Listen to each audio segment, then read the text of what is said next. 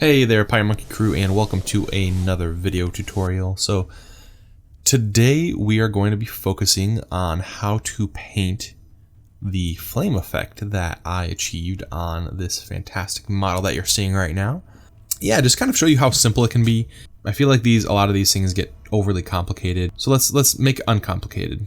The first thing that I do here is I paint this area where the flame effect is gonna be white, and the reason why I paint it white is that these lighter colors, especially like the yellows and oranges, we're not gonna really be able to see them very well. If it's a dark gray or even a black, the color's just not gonna show up very well. Those colors are very naturally transparent on their own, and that is the reason why we put down this white. White is the brightest color, and so it makes it feel much more intense, and we want our flame effects to feel intense, right? And so yeah, let's talk about the colors that I'm using. I'm using all pure pigment colors. I would recommend that you use pure pigment colors as well, but you don't have to. So the colors that I'm using here are Hansa yellow. For the warm yellow here, we're using Darylide yellow. I'm using Goldens, Pyrrole orange. I'm using Naphthol red light, and then I am using quinacridone magenta and just a good old-fashioned black. You could also use a blue to darken it instead of black. Either is fine. And really all I'm doing here is I'm essentially just washing it. I'm just tinting the entire thing with yellow. This is meant to be simple, so don't overthink it. Wipe a good bit of the paint off your brush. You don't want it flooding the entire area. You want to have some kind of control. And yeah, then very quickly here we're going to come in with our warm yellow. Sounds kind of weird that there's a warm and a cool yellow, but there is. Again, something that we can talk about more of in another video if you guys want me to. Let me know in the comments if you want me to talk about that.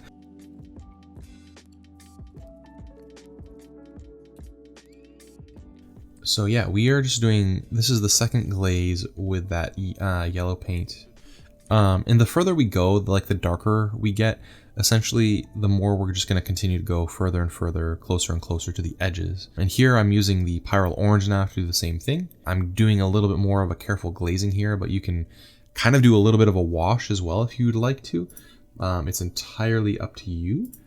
And again, we're just getting closer and closer to the edges. A part of the reason why, again, I'm using the artist colors as opposed to colors from like a miniatures brand is that you can just get a lot more intensity. The only colors in the miniature world that really offer this kind of intensity are the Reaper Clears or Chimera's line, but Chimera's line is very matte, and sometimes it can be too matte.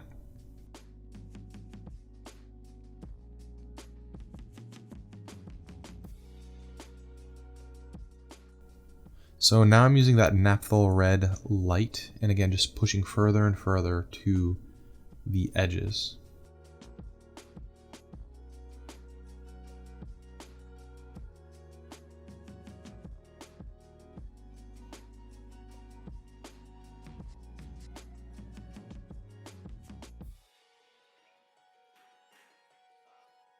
We're going to do a couple glazes of this before we shift over to the magenta.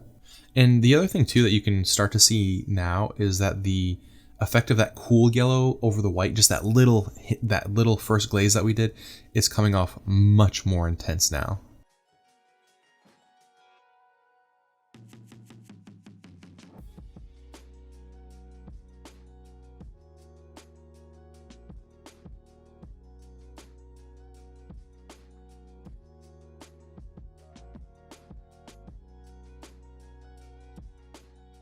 So now we've switched over to magenta. I know it's an odd color for a flame effect, but it is cooler than red. And so it makes a good shadow color for the red. And when we start to mix just a touch of black into it and we work that in, we get kind of a nice trailing off of the color.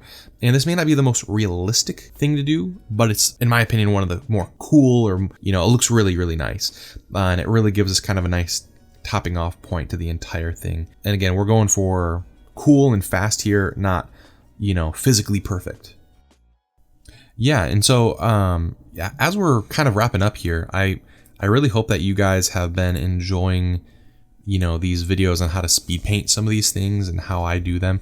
To come back to a couple of things, you can stop this process as early as you want. Like if you get into the oranges and you're satisfied with the way that looks, stop right there.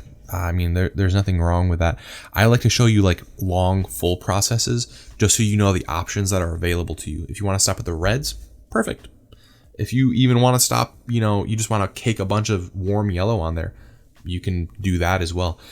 All these things are just tools for creating the things that you guys want to create, which is my goal.